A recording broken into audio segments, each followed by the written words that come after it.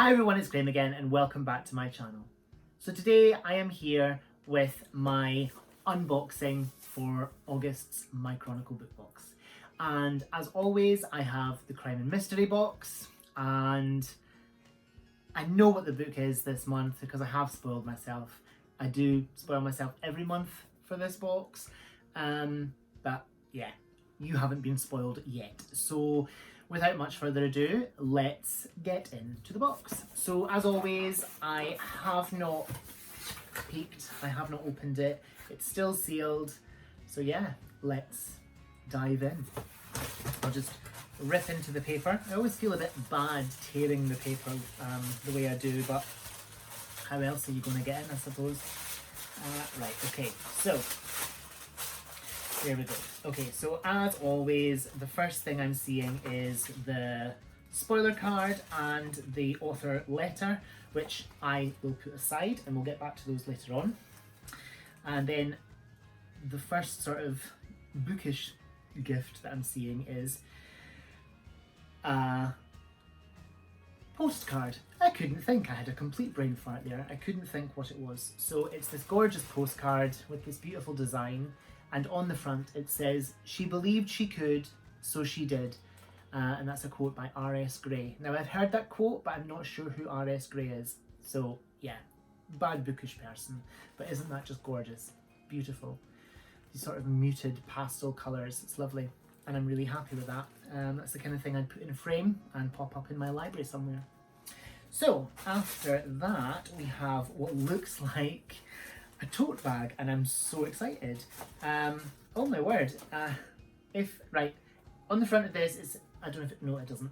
On the front it says, "If I can't bring my book, I'm not going." So it's a tote bag like this. It has the handles, quite a good one actually, and then also it has a drawstring, which is really cute. I really like this. I will use this as well. So on the front, "If I can't bring my book, I'm not going." How cute is that? That is so lovely. Yeah, I will use this. Brilliant. Right, and then it is the book. So it's in a lovely sort of, I'll put the box aside. It's in a lovely sort of really pale sort of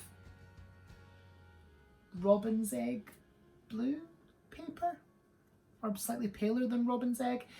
It's got this lovely string which we will untie and get rid of. We'll pop it down there and we'll rip into the stickers. These are always so beautifully wrapped, and I hate tearing them because so much time has gone into wrapping these up.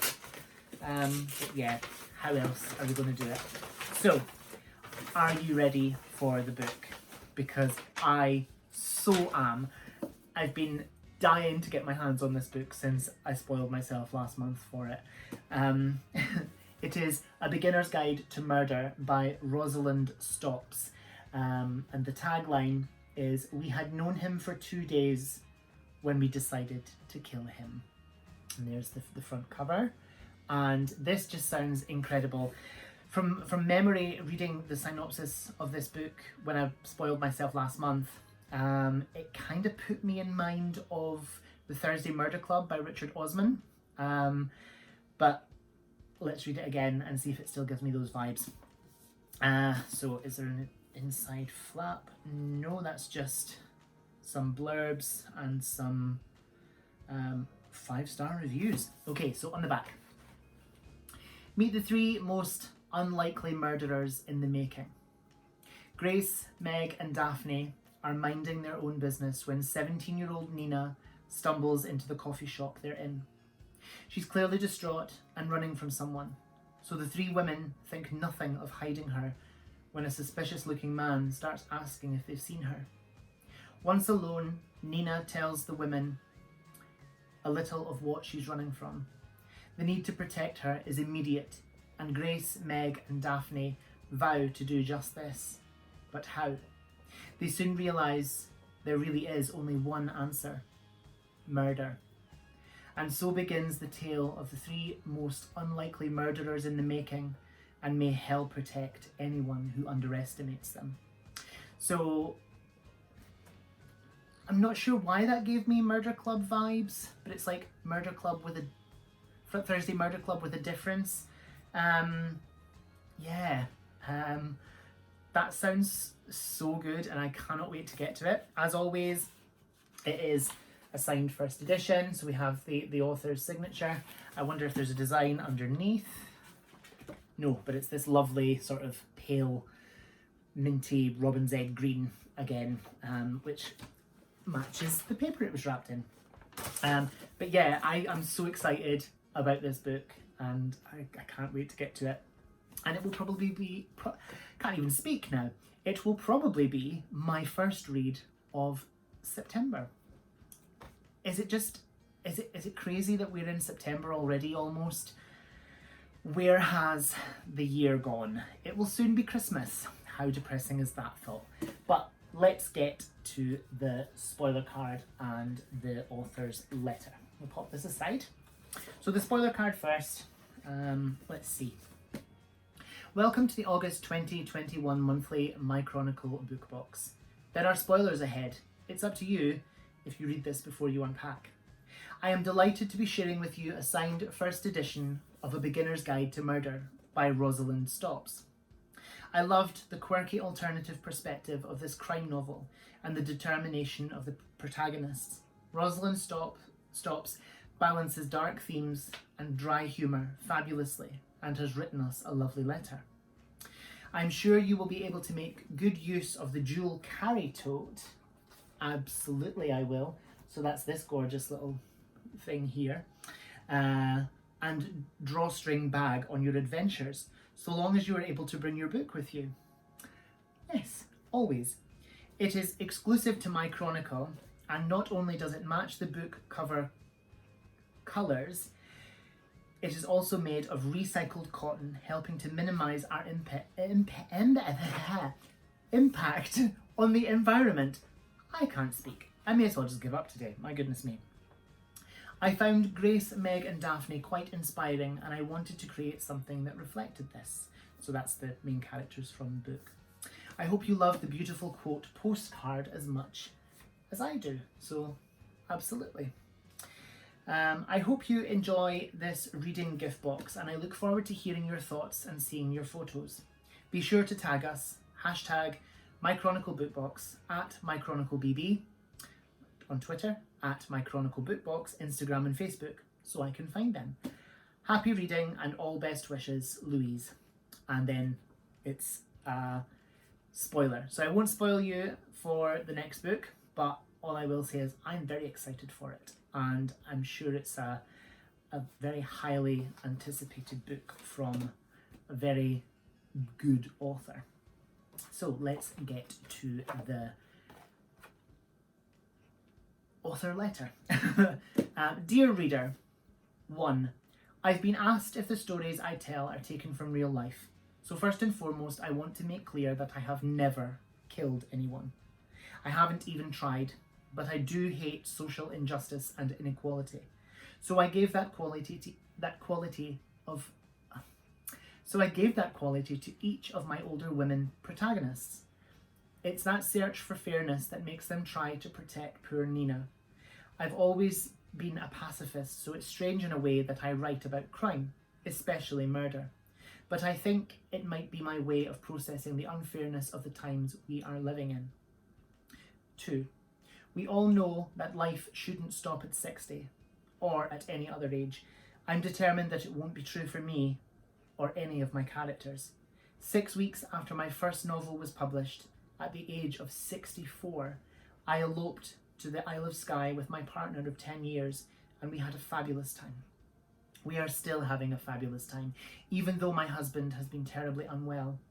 My 3 old ladies don't let anything stand in their way when they realise what they have to do. They jump right in with both feet, and that's the true to life part. That's what I've always done, for better or worse. For better or worse. They're feminists too, even though poor Meg doesn't realise it. 3. Anyone... No, dearie me, I'm really not managing today, am I? Start again, Graham. 3. Everyone in life has a story. Some of my characters are people we might walk past in the street without realising that there is anything interesting about them at all. And yet, each has a full back catalogue of things that have happened in their lives. People that they know or knew, large or small crimes they have committed or only thought about. I hope that my book makes the reader look at everyone a little differently. After all, perhaps there is no such thing as the murdering type. It could be any of us if the conditions are right. 4.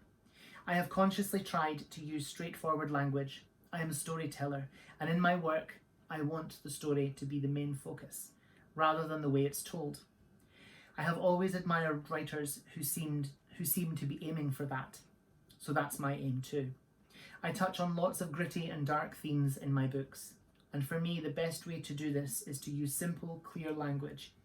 When people hear that my characters are often older, they tend to think that it will be a cosy read. Judge for yourselves, but I don't think it is. 5. I have a daily writing routine of mornings only. My brain doesn't function after midday. My brain doesn't function full stop, which is very inconvenient. I worked for many years with families with young children with disabilities, so the luxury of being able to write on most days since I retired is wonderful. My husband and I have 8 children and 4 grandchildren between us, so I have to be flexible. But I cannot imagine having writer's block. I've written all my life, but only in little pockets of time. Now I have so much more time, I hope to tell all the stories I have waiting inside. After all, Annie Proulx? Not sure how to pronounce that. Annie, the name I can't pronounce, is still writing at 85. Doris Lessing was still writing in her 90s. I may still have 30 years of writing left. Rosalind. I am so excited about this book. This book sounds incredible, and the gifts this month are lovely, especially this bag, which I will absolutely use. I find it so intriguing that it's a tote bag and a drawstring sort of backpack thing. This is really, really usable, and I just love it. And yeah, I cannot wait to read this book, A Beginner's Guide to Murder by Rosalind Stopes. Sounds so dark, so up my street, and I'm ready for it. But yeah, thank you so much for watching. Whatever you're doing, I hope you have so much fun doing it. Whatever you're reading, I hope you love it. Stay fabulous, be amazing, be yourself, stay safe, and I'll see you again soon for another video. Bye bye.